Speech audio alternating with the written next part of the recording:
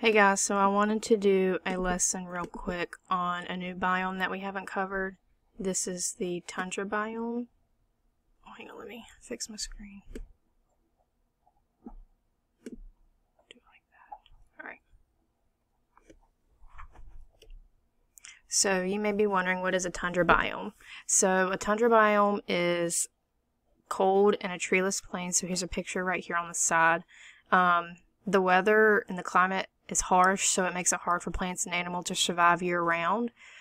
And 20% of the Earth's land surface is covered with tundra. Later in the presentation, I have a picture of a map of where the tundra is in the world.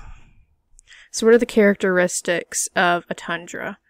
They're really cold. They're the coldest of all biomes. So like a desert may be the hottest, our tundras are the coldest. The average temperature is around negative 18 degrees Fahrenheit, but they can get a lot colder in the winter months. So you'll see that the colder time is during the winter, and then during the very short summers, it's a little bit warmer. I mean, not as warm as it is here, obviously, but it is a little bit warmer than negative 18 degrees. It's dry, so it's like the desert. It receives only about 10 inches a year of precipitation, but it's not rain, it's only snow. So that's why whenever you think of the Arctic tundra, you see snow. It has permafrost, which is where it's below the topsoil and the ground is frozen all year round. There are very few nutrients to support plant and animal life, which is why it's hard for animals to survive all year round. So some will migrate or some will hibernate, and they're not out all year. So here's a map of where tundras are. So you think of up north, where, remember we talked about the equator going through the middle of the world? That's where it's warmer, like our tropical rainforest. So up north, which is the furthest away from the equator, that's where our tundras are. There are two types of tundras. We have alpine and arctic. Most of you probably think of arctic whenever you think of tundras. So whenever you see pictures of polar bears, that would be like the arctic tundra. Alpine is the area of land in the mountains. So if I go back, so way up here, that's going to be where like your alpines are. It's going to be above tree lines. The arctic is, like I said, what you normally think of, and they're very high on the map. They're furthest north that you can get. So unlike us, where we have 4 seasons, spring, summer, winter, fall, tundras only have really 2 seasons. They have a long winter, which is mostly year round, and they have very short summers. In the winter, they have really long nights, and then in those very short summer days, they have long days, so it kind of flip-flops. Winter is around 8 months long, and their winters are harsh. They're extremely cold. The sun may not rise for weeks.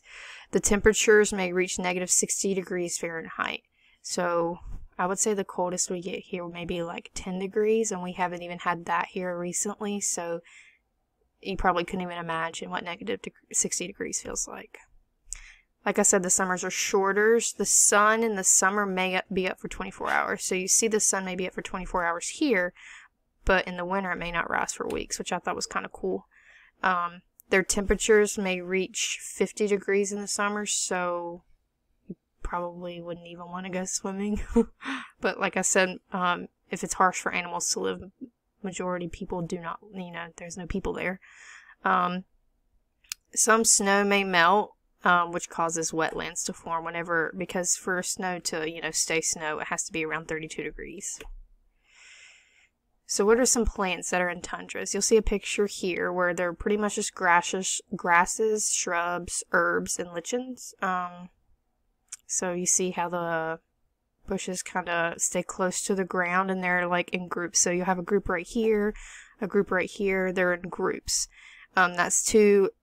They stay close to the ground to protect from the icy winds, because if they grow taller and the icy winds, are coming through, it's going to kill the plants. They have very shallow roots, which means they're shorter roots. They don't go way deep in the ground because of the permafrost. It'll kill them. And then in the summer, the short summer, flowers will quickly grow, but then they'll die right after, summer's over. What kind of what kind of animals do we have in a tundra?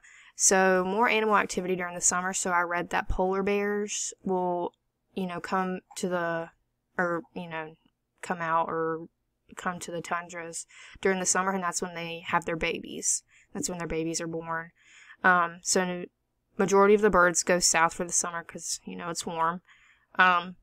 Insects lay eggs that hatch in the summer, and mammals hibernate during the winter. So Arctic fox, Arctic hare have adapted to survive in the winter, and I've read that sometimes Arctic foxes will have brown hair like during the summer, but whenever it's time for winter to come, their fur grows back white.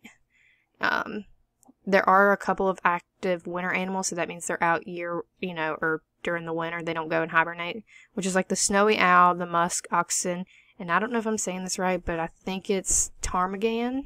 I'm not sure, but I looked it up and it was a bird. It's a white bird. These are just some pictures of some. So here's a picture of the snowy owl. There's a polar bear. You know what a polar bear looks like. So a lot of them are like birds. I'm gonna move myself over here. There's a red fox, a walrus. We have a couple of seals, so they'll come up. They'll come up on land and then they can go in the water. A beluga whale obviously lives in the water.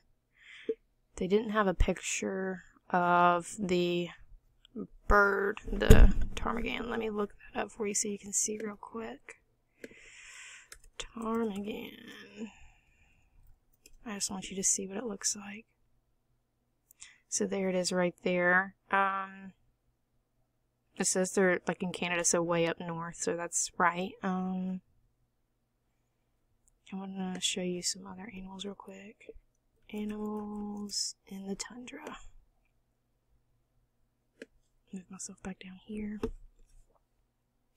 So we have polar bear, Arctic. There's an Arctic fox white. I wonder if it'll show a picture of it.